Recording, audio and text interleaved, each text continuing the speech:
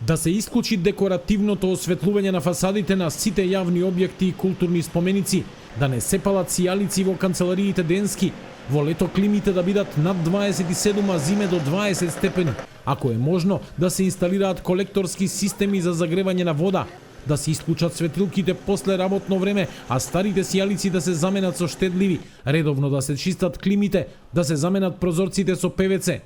Ова се најважните задолженија кои ќе ги имаат државните институции од 1 септември. Владата со драматични мерки за штедење поради кризата и предстојната најтешка зима во поновата историја. За државните и локалните институции и за градот Скопје мерките се задолжителни. За граѓаните и стопанството се само препорака.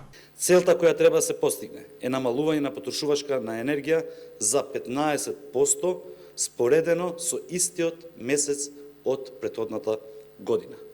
Доколку не се постигне оваа цел, ќе следуваат согласно етичкиот кодекс, согласно сите уредби од страна на владата, одредени санкции за сите раководители на институциите предвидени со посебна одлука и посебен заклучок од страна на владата. Бектеши апелира и граѓаните да се вклучат во штедењето, но со препораки, а не со задолженија. Бойлерот само кога треба и само на ефтина струја, фрижидерот не на најниска температура, разумно со грејните тела, машините за садови и јалишта, пуштајте ги полни и на ефтина струја. Што повеќе користете го сонцето наместо сијалиците, а нив заменете ги со штедливи и исклучувајте ги кога не ви требаат. Спуштајте ги ролетните и завесите налето преку ден, во зима навечер. Компјутерите и полначите нека не работат залудно.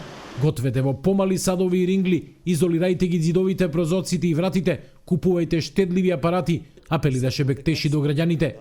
Слични се препораките и за фирмите, на кои им се сугерира да обрнат повеќе внимание на енергетски ефикасните технологии. Бектеши вели дека рестрикции нема да има ако се оди според планот на државните електрани. Оттаму пак велат дека производството на струја веќе е зголемено за 15% во однос на лани. Потребите за електрична енергија на универзалниот снабдувач Евана Хом за граѓаните и за малите потрошувачи ги задоволуваме исклучиво од наше собствено домашно производство. Односно, акционерското друштво ЕСАМА не набавува електрична енергија. Исклучиво набавуваме јаглен и мазут за производство на електрична енергија, со кој ќе ја зголемиме продукцијата во овој период, а што е уште поважно, во периодот кој што престои, а тоа е грејната сезона.